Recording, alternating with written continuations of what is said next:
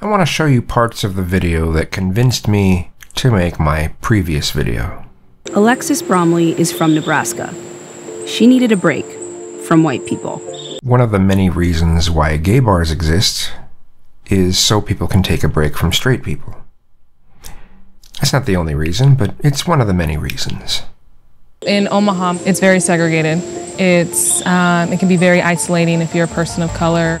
It's a little strange that they're complaining about segregation in one part and then promoting it in another. You'll see shortly. It's hard in Nebraska because it's a red state. And so you just don't know who you interact with on a daily basis, if they believe that you're lesser, if you're inferior, and how that in turn can affect me. To make a comparison, the same thing can be said for gay men who have no way of hiding it. She says the current political climate has only made these feelings worse. I fully understand that, as much as some people don't. So she decided to go on a Women of Color healing retreat in Costa Rica. Hi, such beautiful smiles. Thank you guys so much for coming. My blackness is bold. My blackness is uninhibited. My blackness is strength. And I can picture being at a retreat where instead of the word blackness, it could be the word gayness, or queerness, or something on that order. And I don't see it as hurting anything. It's a little weird, but I don't see it as hurting anything. The idea is simple. For 10 days, Black women come together to eat vegan food, meditate, do yoga.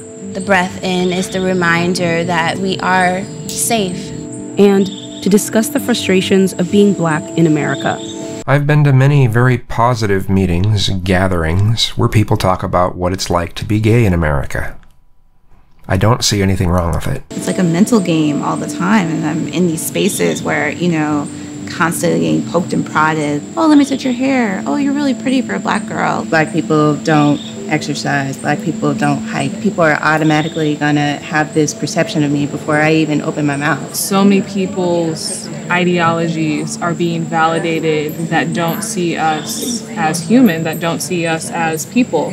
Again, I understand their feelings from the perspective of how things used to be for gay people. There are still parts of the country where they still are that way for gay people. So, I understand their sentiments. This retreat is one of more than a dozen Black-owned travel groups, marketing trips specifically to people who look like Alexis. In the few years that most of these companies have been open, more and more clients are calling them up. At least 5 say they've seen a spike in interest coinciding with Trump's election. And I understand that too. Trump's election meant that there's not going to be anything to help out any minorities. It's all about the majority demographic that I won't label because it pisses people off to just hear the label of it. But it makes sense that minorities are wanting to get together and try to see what kind of power they can have themselves. I get it. I understand it. I understand the desire for a segregation of sorts. I get it. What do people have when they don't feel that they're being represented anymore? And, I mean, no matter whether you like Trump or you don't, you've got to admit that he's certainly not going to be doing anything to specifically help minorities. So the idea of Black women reclaiming control over their own mind, body, and spirit is exactly what's needed to survive in a system that constantly tells us that our wellness isn't important. We stopped taking care of ourselves because we were taught, you don't matter. Whether or not you feel that their feelings are relevant or not, or are valid or not, it doesn't make any difference. A lot of people feel the way that these people in this video feel. The retreat is the brainchild of Andrea X, a former Brooklynite turned expat. I left the United States because I was sick of gentrification, racism, just dealing with being this Black woman trying to figure it out there. If you, watching this video, have a problem with her stating that, then you'll have to explain. It was 2014, and she'd just lost her job as a healthcare facilitator. What started off as a vacation in Costa Rica became her entire new life. She used all of her personal savings to form this retreat. We needed a safe space that was outside in the United States to hold certain conversations and just to heal. I don't think that we can do that in the United States. I think that we're suffering and suffocating and just dying every single day trying to survive there. People may very well feel that way, and if they're able to find a better life outside the United States, hey, more power to them. You know, not every woman can afford to come out to Costa Rica. What can we do for the racism they experience, for women who can't afford to be part of your retreat? I think that it's important for people in the United States, Black and POC people, to start forming their own spaces there. And I see nothing wrong with people doing that. Any group that wants to have some sort of get-together, and it's just for those people of that group, you know, more power to them. If it's able to help, and it's able to alleviate tensions in one way or the other, cool. Easier said than done. White Americans find themselves in white-only meetings and places all the time, without even trying or noticing. Black girls surfing out here. Yeah. When Black people want a break from feeling like a minority, they often have to make an effort. Alexis made the effort, and it cost her $2,222. But for her and several other women, that's a reasonable price to pay for a retreat that bans white people. Would having white people on this trip ruin it? I got my money back. Yeah, I don't think we will be as open and as honest as we are with the group that we're in now. Now, regardless of whether or not one group is able to form meetings and such without even having to think about it or not, I still think all groups, if they want to have a get-together like that, they should be able to have it. Do you all feel like you've been stereotyped? One thing I always got is you're so well-spoken. And I don't think people understand how insulting that is. What else would you expect from me?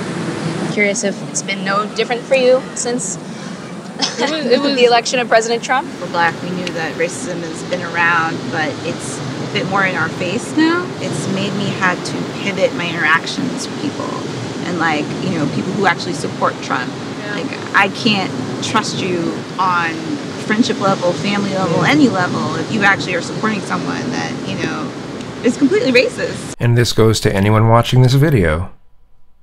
Whether or not you feel that their feelings are valid or not, this is how a lot of people feel. Is some of that anxiety what you feel you need to heal from here? We're looking for ways to coping mechanisms, you know, and ways to take care of ourselves, because we're not on the agenda. Again, no matter what opinion you have of Trump, he's not going to tackle anything that specifically helps minorities in any way. That's not his thing. So what she just said is valid, whether or not you feel that Trump is a great president or a crappy one. Do you feel like you've increasingly lost the ability to see any shot at a relationship with white people? Every time I have a conversation with them, I just pick up on certain things that they say, whatever. I pick up on the microaggressions, the passive aggressiveness, I pick up on it. So I decided one day to just eliminate white people from my personal life. And ever since then, my life has been way more breezy. It's very sad to watch someone let their phobias destroy their life or destroy their happiness in life to where they have to do something as extreme as what she's doing here. I see nothing wrong with her going to this extreme. I mean, it's not really extreme, but I see nothing wrong with her doing that. But I think it's incredibly sad that she's given up on having any sort of decent relations with people who are not part of her tribe. Do you think it's at all possible that the fact that white racism, white people have sort of made you leave the U.S., start your whole life over somewhere else, feel the need to avoid them, means that they've won? They didn't push me out the United States. Because if that's the case, they could push me out of any of these countries because they are here. They're everywhere, you know? I feel like white people shouldn't even have passports because they've done enough, especially white Americans. Leave them in the United States. They do not need to come here. They do not. They should be even able to travel here. They need to stay in the United States. Now that is some serious hatred. I don't know any other way to really look at it. That's some serious hatred. But to a white person who's doing their best to be the best white person they can be. I have no tips for a white person. My tip to white people is to let us have our space, let us have our room, and go hang out with other white people. We're okay. Now, it would be easy for me to assume that she doesn't really mean that when she says that.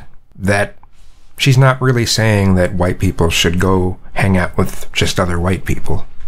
But maybe that's actually what she's saying. Maybe she really does mean that. There are people who have that opinion.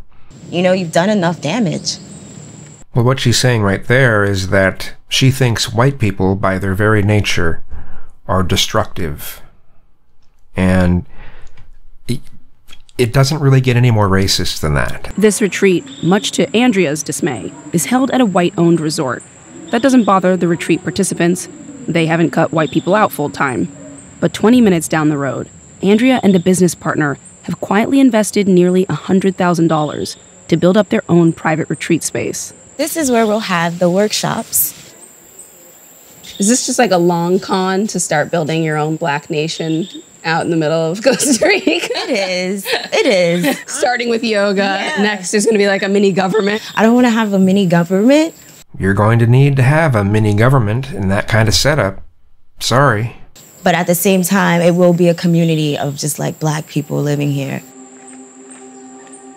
What would you say to someone who's like, you know, it's nice as this sounds like paradise for Black people. In some ways, like it's motivated by the same hate that white people who want to create white nations and white spaces have? I would say it doesn't have anything to do with them. This is about us healing our community. A good question was asked, and she pretty much failed in actually answering it. Well, that's them and this is us. That's not an answer. It's not a reasonable answer anyway. Is it practical to create a Black nation in the middle of a jungle? Or to chase all white people off your property? Probably not, and most Black people don't want to do that.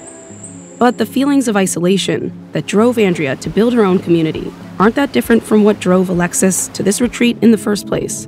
Pretty much what I was saying earlier.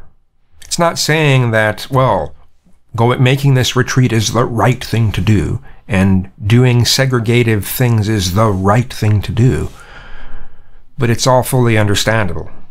Andrea has completely given up on the U.S. I don't blame her.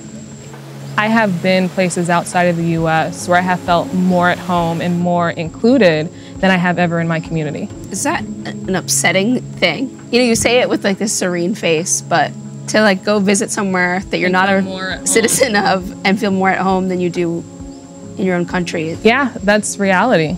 Unfortunately, that's the reality of our country. To some degree, that is the reality for anyone living in this country who is not of the majority demographic.